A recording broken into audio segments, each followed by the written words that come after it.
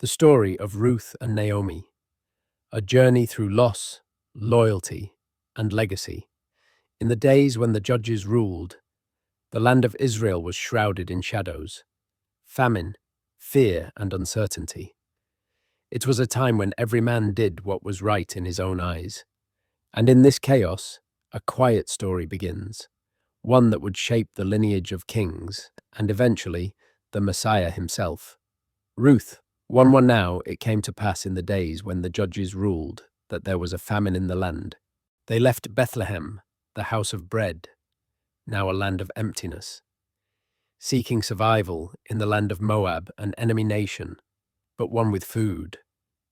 Elimelech, his wife Naomi, and their sons Mahlon and Chilion carried only what they could, stepping into the unknown.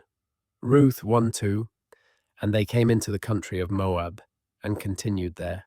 But the promise of survival came with a heavy price. One by one, death knocked. Elimelech died. Then Mahlon.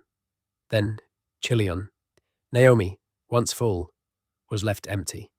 A widow, her sons gone, her heart broken in a foreign land. Ruth 1:5 And Mahlon and Chilion died also, both of them, and the woman was left of her 2 sons and her husband. Word came to Naomi. The Lord had visited his people again. There was food in Bethlehem. Hope flickered. She rose to return home, but not alone. Her daughters-in-law, Moabite women who had married her sons, walked with her. Ruth 1:6 Then she arose with her daughters-in-law, that she might return from the country of Moab. Naomi turned to them on the road. With a mother's heart and widow's wisdom, she urged them to return to their people, to find new lives. She kissed them, and they wept.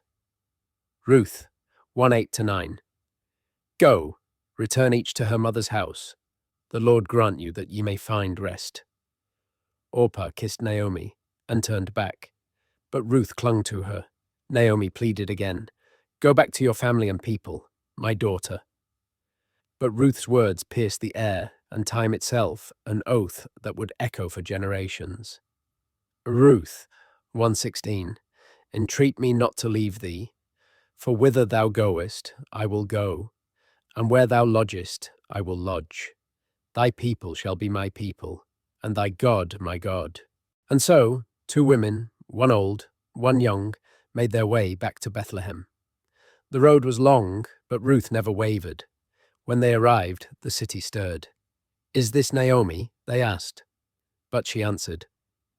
Ruth 1:20 Call me not Naomi, call me Mara, for the Almighty hath dealt very bitterly with me. They returned at the beginning of the barley harvest, when the earth would yield again. Ruth had pledged her loyalty. Naomi had returned to her God.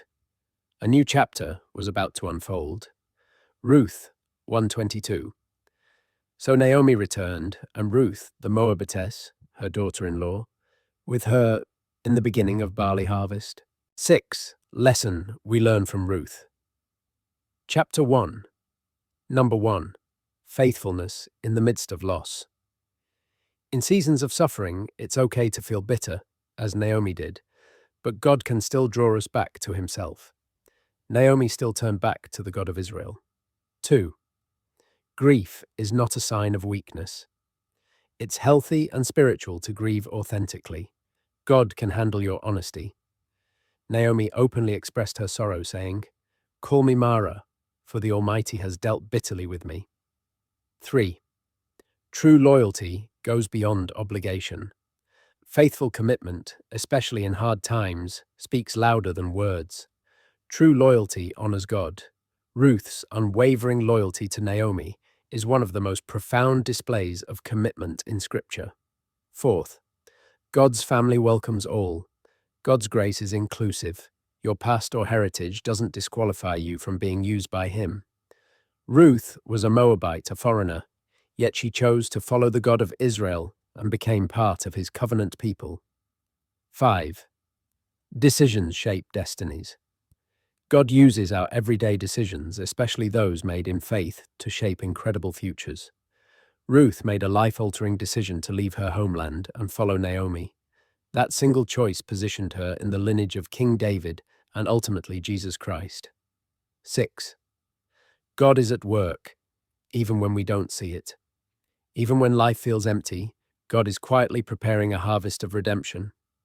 Although God is not directly mentioned much in Ruth chapter 1, his providence is present. Naomi returned at the beginning of the barley harvest, a hint that hope was about to rise.